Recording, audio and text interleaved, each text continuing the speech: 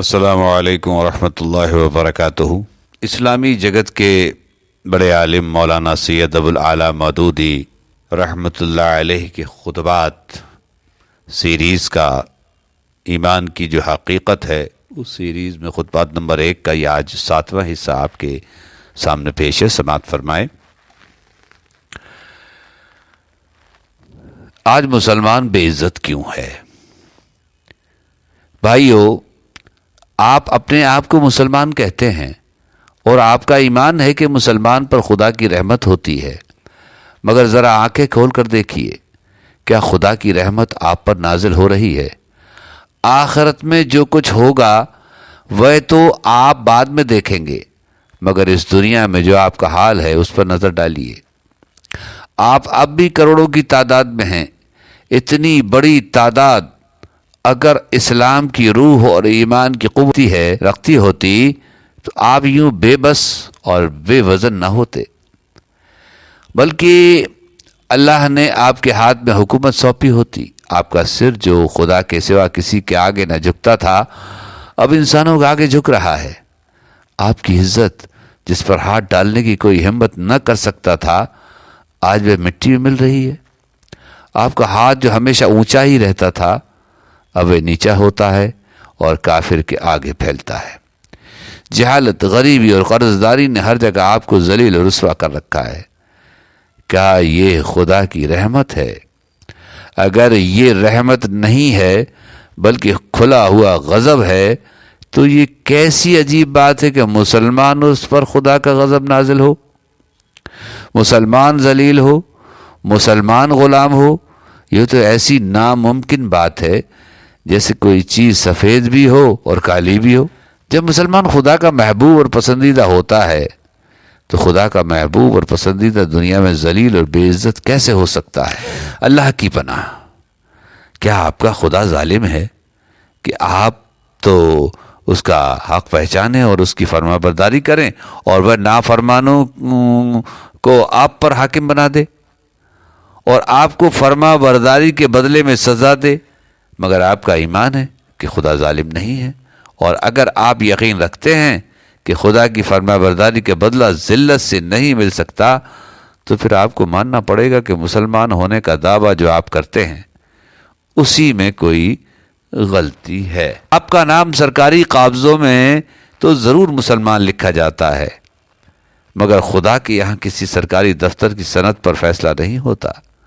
خدا اپنا دفتر الگ رکھتا ہے، وہاں تلاش کیجئے کہ آپ کا نام فرما برداروں میں لکھا ہوا ہے یا نافرمانوں میں۔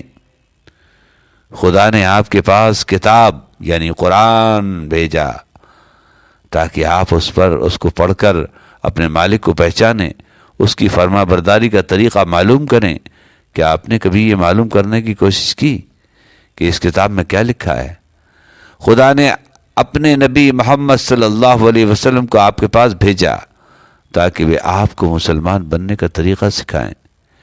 کیا آپ نے کبھی یہ معلوم کرنے کی کوشش کی کہ اس کے نبی صلی اللہ علیہ وسلم نے کیا سکھایا؟ خدا نے آپ کو دنیا اور آخرت میں عزت حاصل کرنے کا طریقہ بتایا۔ کیا آپ اس طریقے پر چلتے ہیں؟ خدا نے کھول کھول کر بتایا کہ کون سے کام ہیں جن سے انسان دنیا اور آخرت میں بے عزت ہوتا ہے۔ کیا آپ ایسے کاموں سے بچتے ہیں؟ بتائیے، آپ کے پاس اس کا کیا جواب ہے؟ اگر آپ مانتے ہیں کہ نہ تو آپ کے خدا کی کتاب اور اس کے نبی صلی اللہ علیہ وسلم کی زندگی سے علم حاصل کیا ہے اور نہ ہی اس کے بتائے ہوئے طریقے کی پیروی کی ہے، تو آپ مسلمان ہوئے کب کہ آپ کو اس کا بدلہ ملے؟ جیسے آپ مسلمان ہیں ویسا ہی بدلہ آپ کو مل رہا ہے، اور ویسا ہی بدلہ آخرت میں بھی دیکھ لیں گے۔ میں پہلے بیان کر چکا ہوں کہ مسلمان اور کافر میں علم اور عمل کے سوا کوئی فرق نہیں ہے۔ اگر کسی آدمی کا علم اور عمل ویسا ہی ہے جیسا کسی کافر کا ہے، اور وہ اپنے آپ کو مسلمان کہتا ہے، تو یہ بالکل جھوٹ کہتا ہے۔ کافر قرآن کو نہیں پڑھتا اور وہ نہیں جانتا کہ اس میں کیا لکھا ہے۔ یہی حال اگر مسلمان کا بھی ہو تو مسلمان کیوں کہلائے؟ کافر نہیں جانتا کہ اللہ کے رسول صلی اللہ علیہ وسلم کی کیا تعلیم ہے، آپ صلی اللہ علیہ وسلم نے خدا تک پہنچنے کا سیدھا راستہ کیا بتایا؟ اگر مسلمان بھی اسی طرح نا واقف ہو تو مسلمان کیسے ہوا؟ کافر خدا کی مرضی پر چلنے کے بجائے اپنی مرضی پر چلتا ہے۔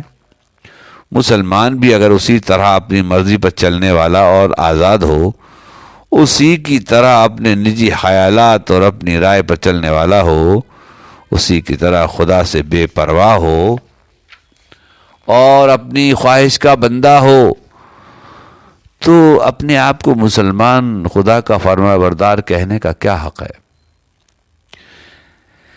کافر حلال اور حرام میں فرق نہیں کرتا، اور جس قوم میں اپنے نزدیک فائدہ یا لذت دیکھتا ہے اس کو اپنا لیتا ہے، چاہے خدا کے نزدیک وہ حلال ہو یا حرام۔ یہی رویہ اگر مسلمان کا ہو تو اس میں اور کافر میں کیا فرق ہوا؟ مطلب یہ ہے کہ جب مسلمان بھی اسلام کے علم سے اتنا ہی کورا ہو جتنا کافر ہوتا ہے، اور جب مسلمان بھی وہی سب کچھ کرے جو کافر کرتا ہے، تو اس کو کافر کے مقابلے میں کیوں بڑائی حاصل ہو اور اس کا حشر بھی کافر جیسا ہی کیوں نہ ہو؟ یہ ایسی بات ہے جس پر ٹھنڈے دل سے ہم سب کو غور کرنا چاہیے۔ انشاءاللہ اگلا نمبر آپ تک پہنچائیں گے، جاری ہے۔